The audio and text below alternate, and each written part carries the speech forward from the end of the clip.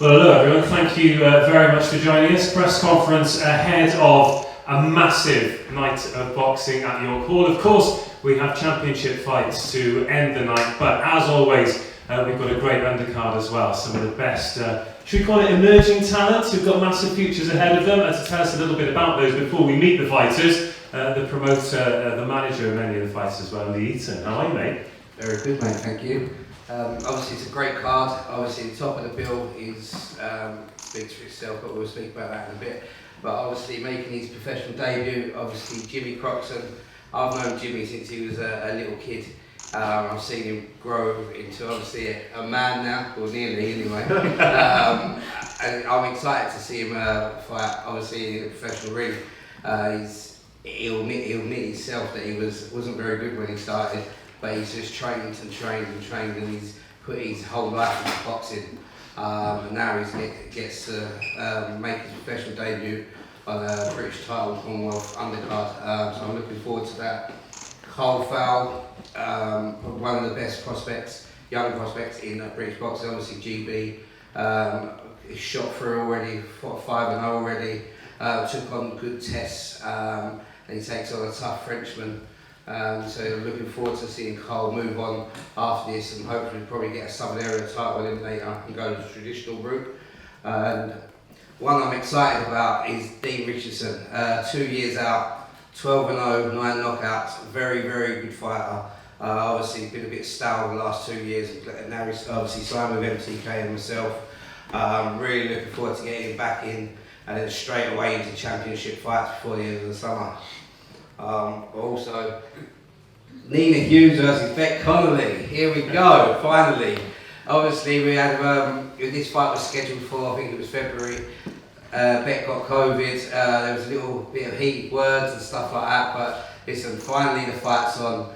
Nina is obviously 2-0 and she's ready to go. This is going to be a great fight, and obviously the winner is going to move on and go straight into like a Commonwealth title fight. So I'm excited to be on this fight. I'm looking forward to seeing Nina and Bec go at it. So over to you.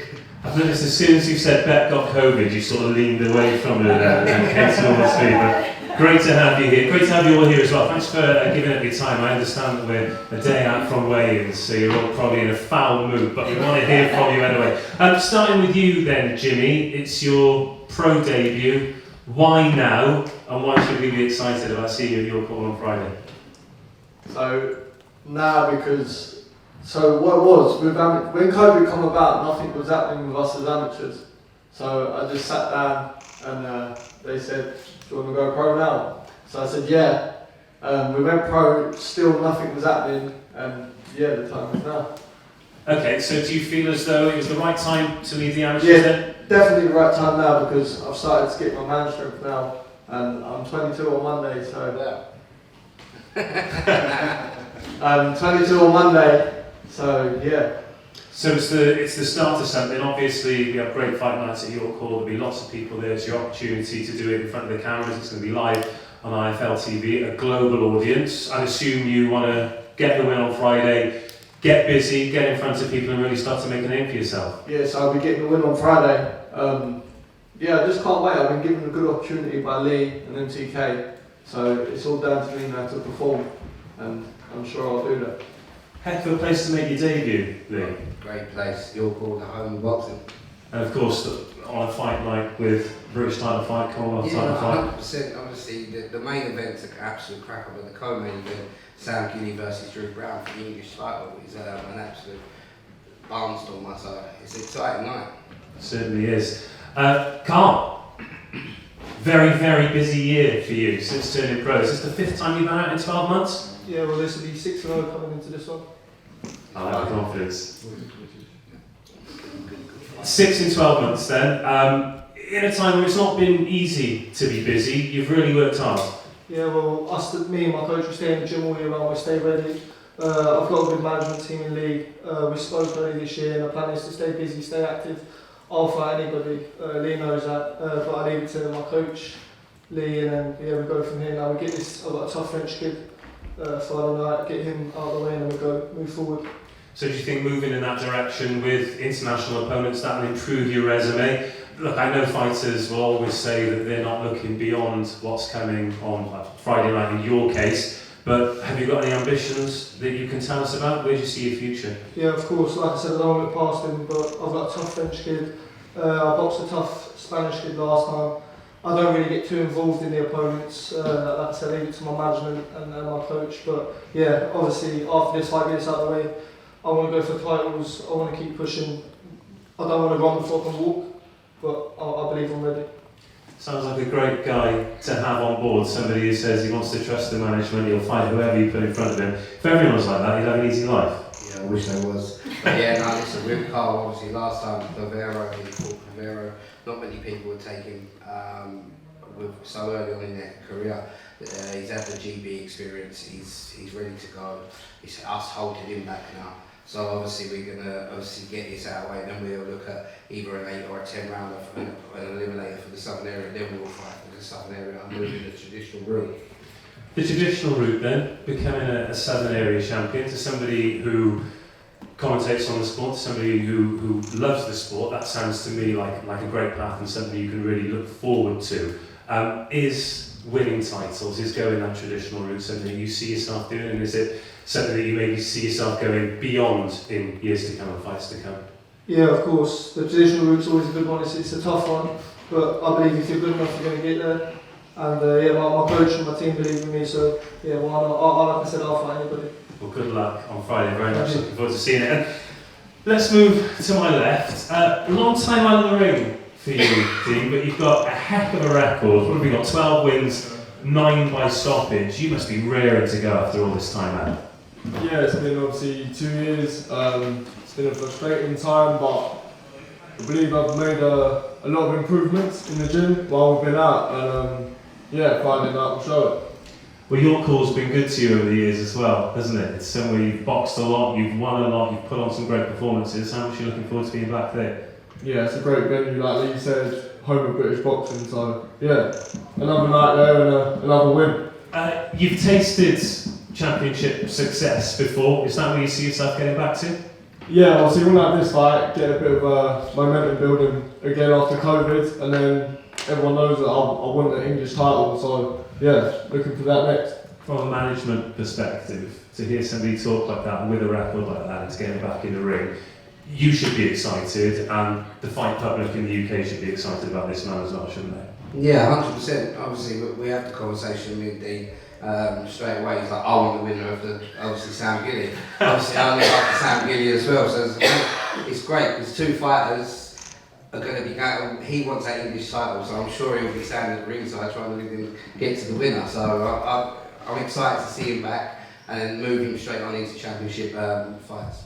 So we're going to need extra security to keep them 2 apart at the end of the night, is that what you're saying? Maybe. We've got Ian. We've got big Ian. Shall we move on to Nina versus Bec then? I'm not sure who should start this because you're all smiles at the moment. He's ready. But let's come to you first then, Lee, because when there's a fight in the diary and then it's cancelled, people are going to talk and people are going to have their opinion on things, but ultimately we've got 2 fighters here who want to go at it and there's a big carrot dangle for the winner. Yeah, no, listen, obviously it was on fight week, obviously the postponement, so obviously there was always, obviously Nina's Aggie, she wants to fight, plus obviously she's a woman, do you know what I mean? But, and obviously Bec's obviously not well and stuff like that, everyone's tempers are high and everything, there was a few things said, but listen, what it goes down to is obviously... You've got it in the neck. Yeah, I've got it in the neck from either side, but it's just like being back at home. But no, listen, it is what it is, and obviously then Bec took a fight the other week against Sky Nicholson, and I'm sitting there thinking, You've got it in the neck. Lee got it in the neck again. Everyone's biting their nails, and then I get a text, we was at a show, I get a text to say, yeah, she's got through. So we was happy. But no, it's a great fight. It's a massive learning fight for Nina. Nina's only obviously just turned over, and obviously going into so early in her career, and Bec's a lot of experience in the pro ring. So it's a great fight for both of them, and I'm looking forward to it. You're not the only one. Let's start with you then, because as boxing fans, we don't have lockdown to thank for many things, but we do have it to thank for you turning pro, which a lot of people are very excited about, particularly after your debut. I called that fight with Barry Jones, and he was absolutely delighted with your performance. Obviously, you wanted to get straight back in the ring. That was delayed. You must be rearing to go now. Yeah, it's been a long time coming. I feel like I've been training 4 months for this, so I can't wait to get in there. 4 months, a long time. And again, you're not going to look past that because it's a tough fight. She's been with some really high-level opposition. But given the fact that you're a little bit late to turning to professional boxing, you've got that incredible amateur pedigree, you must be looking at some pretty serious targets in the next 12, 24 months. Yeah, obviously, all of my focus has been on this fight for the moment, but once this is out the way and I perform, yeah, hopefully world titles. That's what we're looking for at the moment. Ebony Bridges, Jamie Mitchell, we're coming. And Bec, obviously you've been in with incredible opponents. You have not ducked anybody. But after what happened in February, I mean, COVID has ruined a lot of things for a lot of people. You must also be rearing to go. Well, absolutely. I mean, COVID, even before I got it, it's ruined my business. Like, I had to start a new business, like, completely shut it down, really. And then, as you can tell, this is my only lingering thing from COVID. I'm absolutely fine, but I've still got to fight. Like, I'm finally. And yeah, just money-wise. Opponent-wise, I've just like, when he said he was 22, I nearly cried. Having the time on my side. Turning 30, also. Keep that on the record. But yeah, I just wanted to test myself against the absolute best in the world. And I wanted to be able to say when I retire, like, that, I don't know, when someone says someone's the best, I just got this incessant need to go, what's she get like then? What's that feel like? What's the best feel like then? How far can I go with the best? So yeah, the Sky Nicholson fight, I'm not even gonna lie, like I'm losing the fight in February, like screwed me financially, massively. And if I had to pick an opponent that would be my worst nightmare in the entire world, it would be Sky. Because you've seen the size of the girl's arm. She was literally born for boxing. They're so long. Southpaw, awkward. I think she's going to do absolutely great. I think she's a lovely, cracking girl. We was joking in the changing room afterwards. I said, I just texted Lee, said, all good, kidder. She's like, I texted Nina, said, don't stop. So I had every confidence that this is going to go ahead. This is the fight I was looking forward to. I was looking forward to being back in London. I do love York Hall. It's got that little bit of special about it, hasn't it?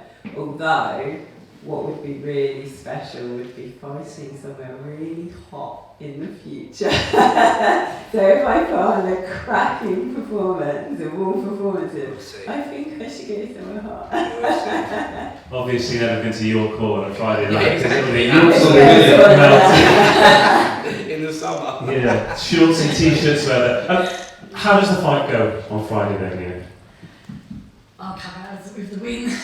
That's all I'll say. Bec. Yeah, I'm going in for the win. That's the one thing I absolutely love about this game, and I love about the sport. Like, anything can happen. That's what makes it so exhilarating and so exciting. Like, one punch, 1 inch, anything. Like, the margins change everything. And that's why, as a fight fan, I love watching it. That's why, as a fighter, I love doing it. Like, it's minimal. Like, the tiniest of mistakes or the tiniest of movements, and game over, isn't it? This has got me quite excited. In all seriousness, though, we've got 2 fighters here. Obviously, Nina's amateur record is unbelievable, and you've got big things expected of her. But Bec has been in with pretty much everyone. This isn't a fight that Nina can just say, I'm going to win and move on. It's going to be a tough few rounds for her. Yeah, no, 100%. When they asked for this fight, I said, well, should we just wait for the next one? And they was like, no, this is the fight I want.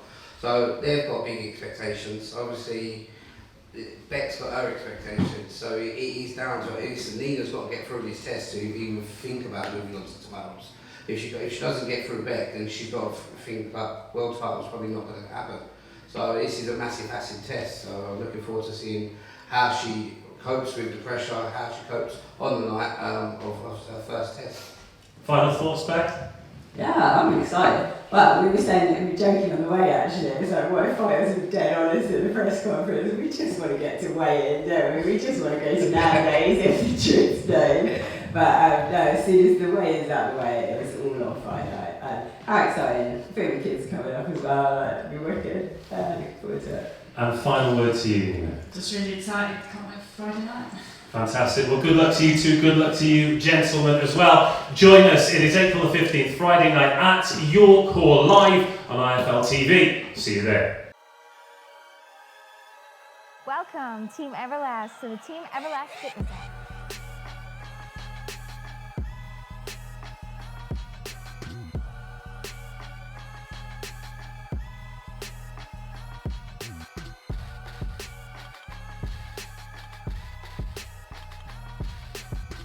Download the Everlast Fitness app and find your greatness within.